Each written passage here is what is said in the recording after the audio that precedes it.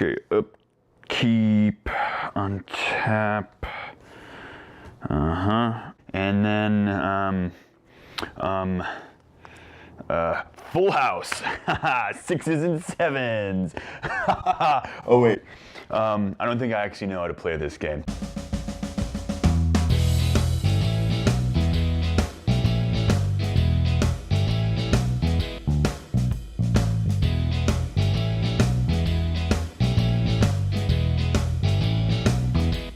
What's up, rock stars? I was just practicing my magic skills here in the famous tabletop Magic the Gathering. Not sold in stores, not endorsed by Rock Talk or Rock Talk affiliates. Anyway, because I'm getting set up for the latest set that's about to come out. I've taken a liking to this game for the only reason I've ever taken an interest in anything. Because the dinosaurs! Yes!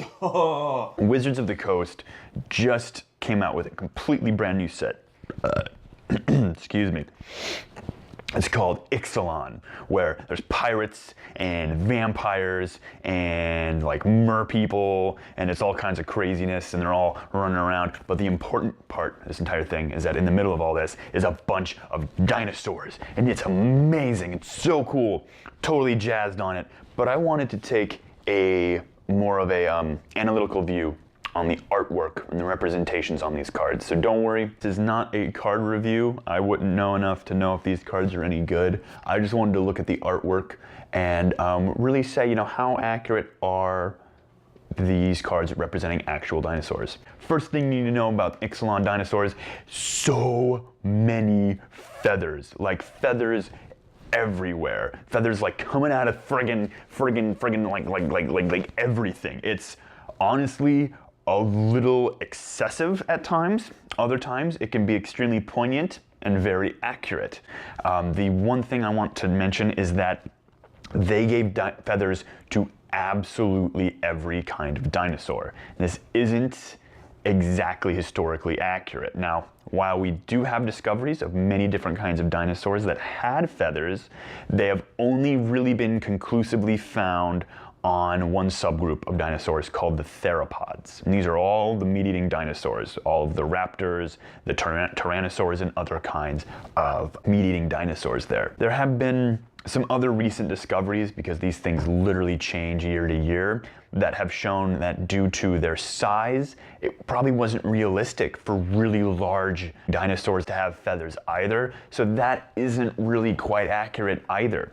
However, I still did a solid job of depicting these animals, and some of the depictions look really, really cool, and I really like the artistic license that they took for a few of these. Some really notable, good cards in this set that I really liked include the Rampaging Ferocidon. That's a really cool one, where this is probably the most accurate depiction of a theropod dinosaur in the entire set. It's clearly a kind of medium-sized to small-sized raptor, which is in the Troodon family of dinosaurs.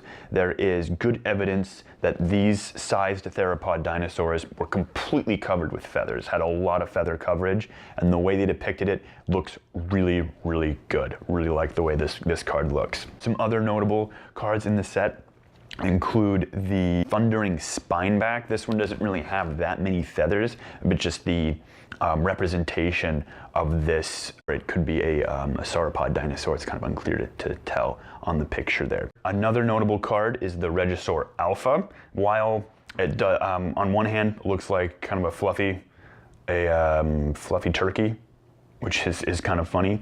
There's also evidence that tyrannosaurs worked together in groups. The thought of that and the vision of that is purely terrifying and is the stuff of nightmares. Lastly, we've got the Nest Robber, which is a depiction of an Oviraptor. It's another kind of theropod dinosaur, but it has a bit of a storied history. The original fossils of the Oviraptor were found in Mongolia over a nest of eggs. So it was given the name of the egg thief, named because it looked like it was stealing those eggs.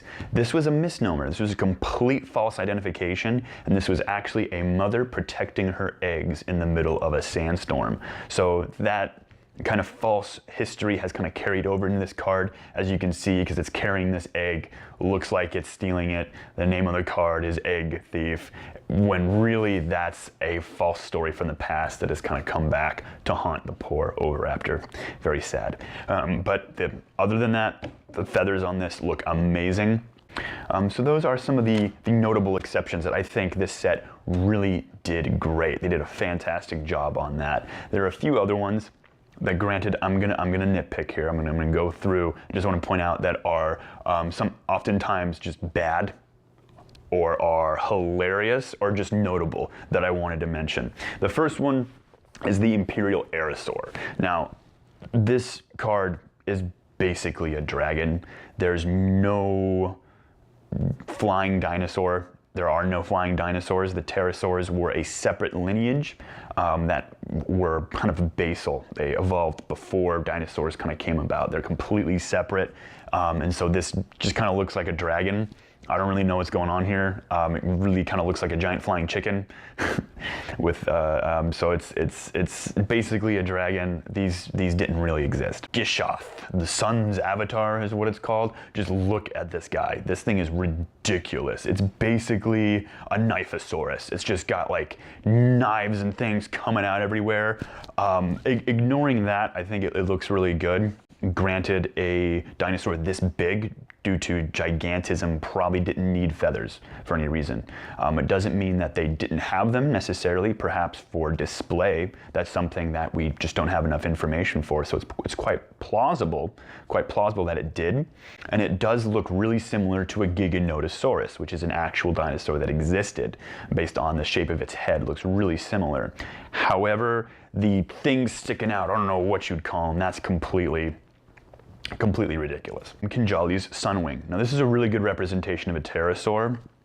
I don't think pterosaurs had feathers like this. It's worth noting that there are specimens of pterosaurs, like the Quetzalcoatl, that have been found with filaments that they think may have been basal feathers. So they think that perhaps feathers were something common for all dinosaurs. No pterosaur ever found has had this level of plumage on it. Not quite sure if that's really realistic.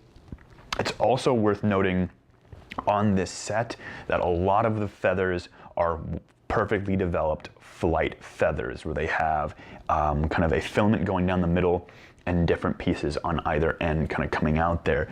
These are not quite what feathers looked like back in the Mesozoic era. They weren't quite as well developed. We're talking about basic filaments, maybe some downy kind of feather going on there, but nothing that would be positioned for flight just yet.